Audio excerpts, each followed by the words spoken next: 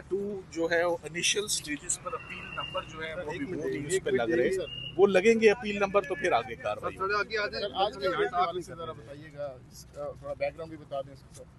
इधर ही छांव में आज के लिए इतना ही काफी है, आज के लिए इतना ही काफी है। बैकग्राउंड भी बता दें। अभी मामला जो है वो चल रहा है, अभी आज कोई बहरहाल नेक्स्ट वीक बड़ा इंपॉर्टेंट है खान साहब के लिए। नेक्स्ट वीक अलकादिर भी है, नेक्स्ट वीक तोशा खाना भी है। ये दोनों अहम अपीलें हैं। बड़ी मुश्किल से अलकादिर लगा है। अलकादिर इंशाल्लाह हम बहुत उम्मीद करते हैं कि अलकादिर में खान साहब की ज़मानत हो जाएगी, उनकी एरिया की भी हो जाएगी। ये बुध के दिन फिक्स्ड है तकरीबन। अब आपको मालूम है कि 5-6 माह के बाद ये सस्पेंशन ऑफ सेंटेंस की पिटिशंस लग रही हैं। तोशा खाना 2 की जो आज की एप्लीकेशन है, अभी तक ऑफिस अपील नंबर लगाने को तैयार नहीं है। बहरहाल ये इश्यूज होते रहते हैं, ये चलते रहते हैं। हम अपील नंबर अपना लगवाने के बाद ही अब उसमें कोई आइंदा समात होगी। ये नेक्स्ट वीक एक्सपेक्टेड है कि नेक्स्ट वीक इमरान खान साहब की अपील को बाकायदा ऑफिस नंबर लगा दे, उनकी सस्पेंशंस को नंबर लगा दे। एक दफ़ा नंबर लग जाएं और सस्पेंशंस हेयरिंग के लिए मैच्योर हो जाएं तो पॉसिबिलिटी बड़ी ब्राइट है खान साहब की, जैसे तमाम पहले मुकदमात में जैसे उनको रिलीफ मिलता रहा इंशाल्लाह। सर ये बताइएगा, ये जब दरखास्तें अब पहले लग नहीं रही थी, अब लगना शुरू हुई हैं, तो बहुत जो है ना एतराज़ात लगाते हैं अदालतें, चाहे सुप्रीम कोर्ट हो या हाई कोर्ट। देखिए एतराज़ात बड़े रेगुलरली चलते आ रहे हैं। 2.5-3 सालों से इमरान खान साहब के मुकदमात में एतराज़ात के अलावा और हो क्या रहा है। सो ऑफिस अभी भी पूरी कोशिश करता है कि इमरान खान साहब के केसेस के ऊपर ऐसे ऐसे एतराज़ात लगाए जो कभी ज़िंदगी में हमने नहीं देखे। तो आज हमने उसका गिला शिकवा भी करने की नाकाम कोशिश की कि हम जज साहब को बताएं कि फिक्सिंग ब्रांच, इंस्टीट्यूशन ब्रांच जो है वो किस तरह खान साहब के केसेस को नंबर नहीं अलॉट करता। केस नंबर अलॉट होना कौन सी बड़ी बात है। तो यहाँ केस नंबर नहीं अलॉट हो रहे, अभी केस नंबर अलॉट होंगे तो हम आगे बढ़ पाएंगे ना। तो आज का जो सारा मुद्दा था वो केस नंबर अलॉट होना तोशा खाना 2 और ज़मानत की एप्लीकेशन पे, ताकि केस नंबर अलॉट होगा तो नोटिस होगा ना। सो अभी तक हम उन इश्यूज से ही बाहर नहीं आ रहे कि ये ऑफिस की गलती थी या वकला की गलती थी। तो हमने इस बात का एतराफ़ करने से इनकार किया हुआ है कि हमारी कोई गलती नहीं है। हमने अपील को 9वें दिन इस्लामाबाद हाई कोर्ट में चैलेंज कर दिया। अभी 21 दिन बकाया थे लिमिटेशन पीरियड के, फैसला होने के 9वें दिन।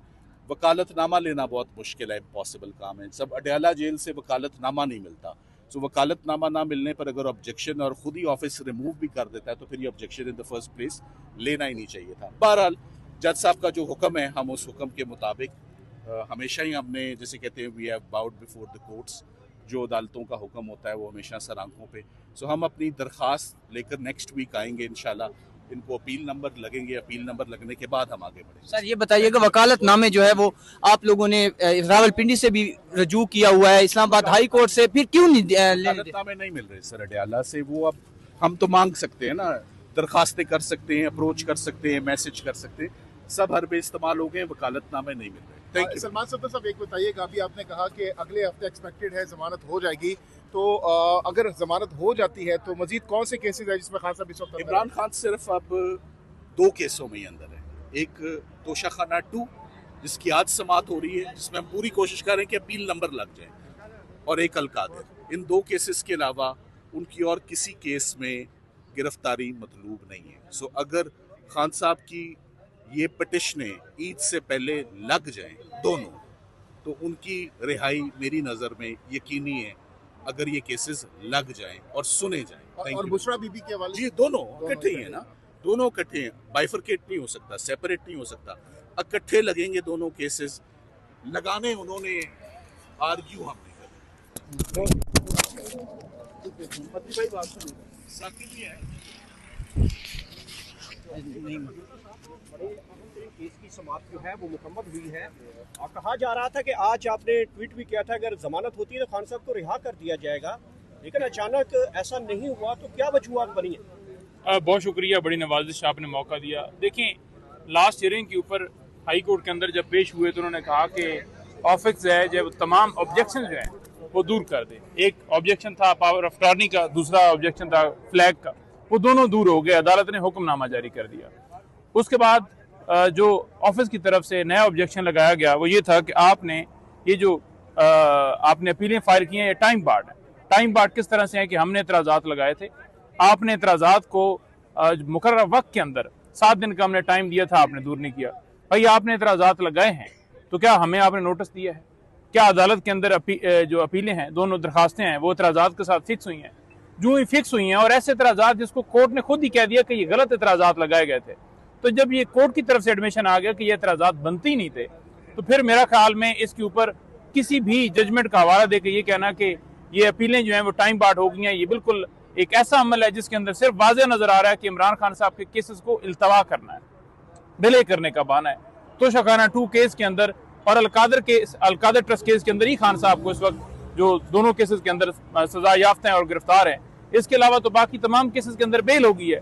तो लिहाजा एक उम्मीद थी कि 11 तारीख को इन दोनों केसेस को सुन के और इसके अंदर जमानतें होंगी, लेकिन इन्होंने जो इतराज़ लगाया है इसके अंदर, अब इसके अंदर जाहिर बात है हम अपील फाइल दरखास्त देंगे कंडोनेशन ऑफ डिले की। दरखास्त देते हुए 1-2 दिन टाइम लग जाएगा फाइल होते, और फिर वो लगाएंगे और फिर उसके ऊपर आर्गूमेंट्स होंगे कि ये कंडोनेशन ऑफ डिले जो हुआ है, जिसकी दरखास्त आई है, इसके ऊपर आप दलाइल दें, हम दलाइल देंगे, वो दरखास्त एक्सेप्ट होगी, फिर अपील लगेगी और फिर उसके अंदर जो है उस दिन डेट दी जाएगी। तो ये एक, मैं समझता हूँ कि एक हर्डल डाली गई है कि ताकि केसेस को इल्तवा किया जाए, ताकि केसेस को लटकाया जाए, उसके अलावा तो कोई और चीज़ नहीं है। सर ये बताइएगा, जब से ILF और बाकी जो सियासी क़यादत उन्होंने धरने देने शुरू किए हैं तो केस तो लगना शुरू हो गए, लेकिन इतराज़ात ज़्यादा लगाए जा रहे हैं, वकालतनामे आपको नहीं मिल रहे। क्या समझते हैं खान साहब, क्योंकि अभी ये कहा जा रहा है, बड़े जो सहाफ़ी है वो भी ये कह रहे हैं कि मुनीर फारूक ने भी ये कहा है कल के खान साहब की भी हो सकता है कोई जमानत शमानत हो जाए और खान साहब भी बाहर आ जाएं। देखिए, हम तो बार बार यही कहते हैं कि अगर अदालतें एक दिन के लिए भी बैठ जाए ना कि आज इंसाफ फराम करना है, तो इमरान खान साहब उस लम्हे रिहा हो जाएं, उनकी अरिया रिहा हो जाएं। लेकिन मसला ये है कि अदालतें बैठ नहीं रही, अदालतें इंसाफ नहीं कर रही हैं, इंसाफ की तरफ बढ़ नहीं रही। अब आप देखें कि इतराज़ जो पहले लगाया गया था वो ये था कि ये आपने पुराना वकालतनामा लगाया है। पुराना लगाने की वजह क्या थी? वजह ये थी कि आप नया वकालतनामा लेने के लिए आप बार बार अडयाला जेल के बाहर जाते हैं, वहाँ जाकर वकालतनामा देते हैं कि आप हमें दस्तखत करा के दे दें खान साहब से और बीबी से, वो नहीं करवा के दिया जाता। तो फिर जो उनके दस्तखतों से पुराना वकालतनामा पड़ा हुआ है वही आपने फिर लगाना है, और वो एतराज़ अदालत ने मान लिया कि बिल्कुल ये एतराज़ नहीं बनता था, एतराज़ दूर करते हैं। तो जब अदालत की तरफ से ये एडमिशन आ गया कि ये दोनों एतराज़ात जो हैं वो जवाज़ ही नहीं रखते थे, तो फिर उसके बाद कंडोनेशन ऑफ डिले का ये कहना कि आप एप्लीकेशन लेकर आएँ, ये सिर्फ टाइम टेकिंग प्रोसेस है और कुछ नहीं है। तो अब नेक्स्ट वीक आप लोग दोबारा से दरखास्त देंगे? जी बिल्कुल, इसमें दोबारा से दरखास्त देंगे और दरखास्त कंडोनेशन ऑफ डिले की जो है होगी कि टाइम जो है उसको एग्जाम्प्ट किया जाए, उसको ख़त्म किया जाए, उसको माफ़ किया जाए। हमने अपील जो है हमने जो है वो एतराज़ात दूर करने के अंदर जो है हमने गफलत नहीं की, बल्कि जो ऑफिस है उसने हमें बताया नहीं, हमें वो बता देते तो हम फौरी दूर कर देते। जो ही कोर्ट के अंदर मामला है, कोर्ट ने कहा कि ये बनती नहीं है एतराज़ात, तो नुक्ता तो यही है।